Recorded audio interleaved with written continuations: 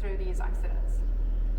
Stories like these, of course, bring us enormous pride, but even more so motivation. Motivation to keep pushing the bar for safety. Not for awards or stars, but for the people who count on us, for the days their luck runs out and they have to rely on their vehicle for safety, to save people's lives in the real world. And these accidents are also really important sources of information. Since more than 50 years, we've been analyzing real-world accidents like the ones I've told you about. Over that time, we've built a unique data set of over 50,000 accidents involving more than 80,000 people.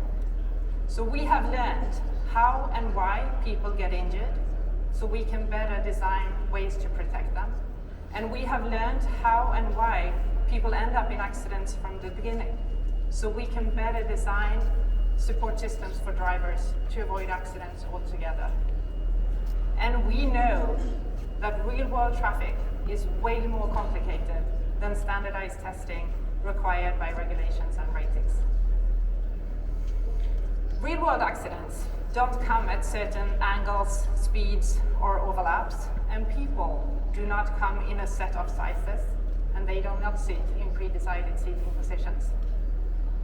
With these insights comes the responsibility to act, to design for what the real world brings. That is why at Volvo Cars we have our own safety standard. We simply call it the Volvo Safety Standard. It is a mindset we bring into how we engineer and test our cars, covering a broader range of scenarios and situations.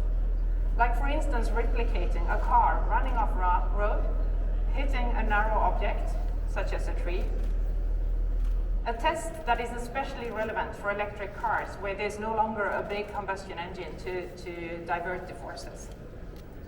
Like the one you see on the screen, performed on an EX60.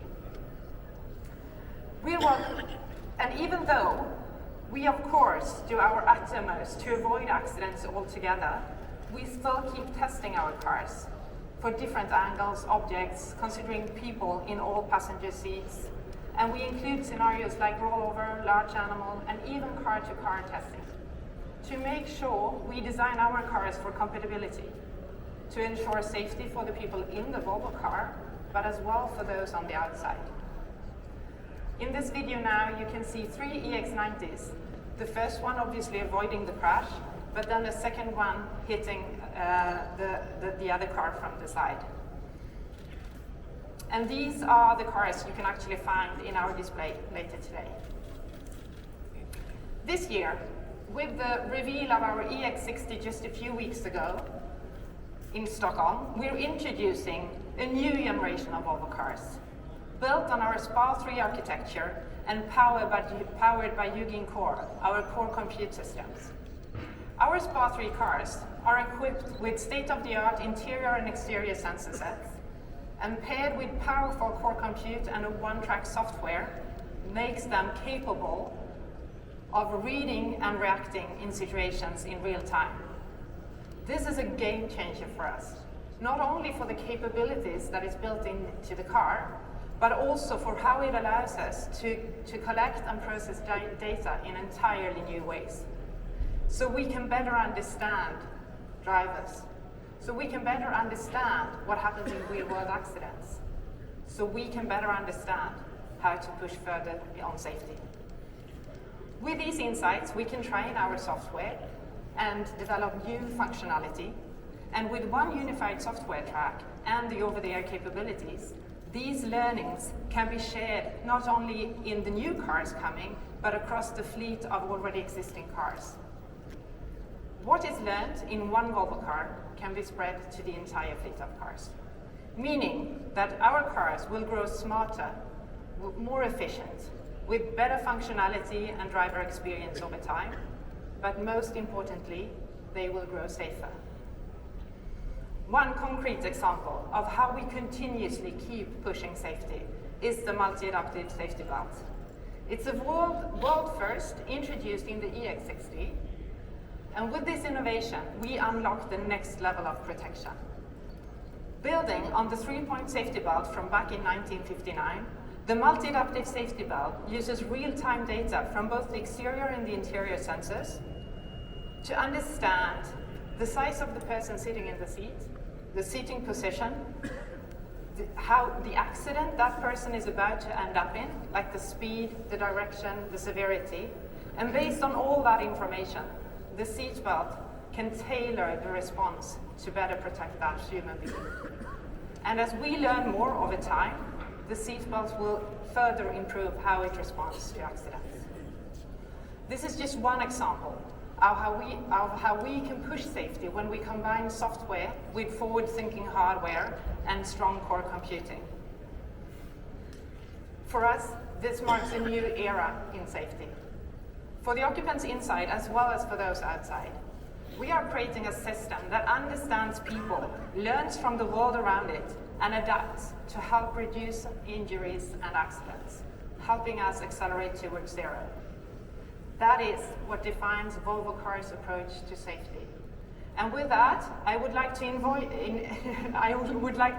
you to join us in the Volvo display later today, to come see our adaptive safety belts up close, or the 2 crashed cars that you saw in the video, or just to learn more about Volvo Cars and how we push safety. I will be there all day long and I'm excited to answer any questions. So very welcome and thank you.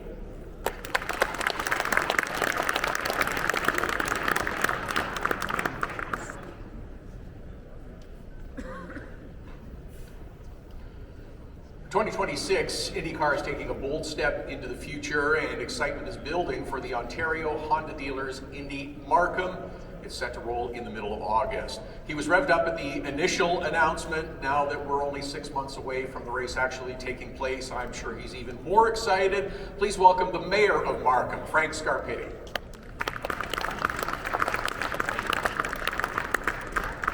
Well, good morning, everyone, and thank you very much, Todd. I'm Mayor Frank Scarpitti, and I'm delighted to be here on behalf of the City of Markham. And I want to say a big thank you to the Canadian International Auto Show for this opportunity to showcase Markham and our excitement as the host city for the Ontario Honda dealers at Markham, not just for this year, but for the next 5 years. We're working closely with Green Savary Racing Promotion, Penske Entertainment, IndyCar, as well as the province of Ontario. And we're looking forward to an exciting event. So mark your calendars. The race is on from August 14th to the 16th this year. Markham is ready to take center stage and shine a spotlight on everything we have to offer. This year's iconic race will transform the streets of our city into a car racing crucible in the heart of Markham Center, our vibrant and growing downtown area. We're already moving fast. Road work and construction for the track is well underway. In fact, we're expecting all of the construction to be completed by this spring. We'll be testing the limits of some of the world's fastest race car drivers on Markham's downtown streets in the Eastern Precinct. The track is bordered by Kennedy Road, Enterprise Drive, the Unionville GO Station, and Highway 407. The track will feature a 3.52 kilometer or a 2.19 mile temporary circuit that has 12 exciting and daring turns, and something that very few racetracks have, a double pit lane. Race weekend will bring roughly 150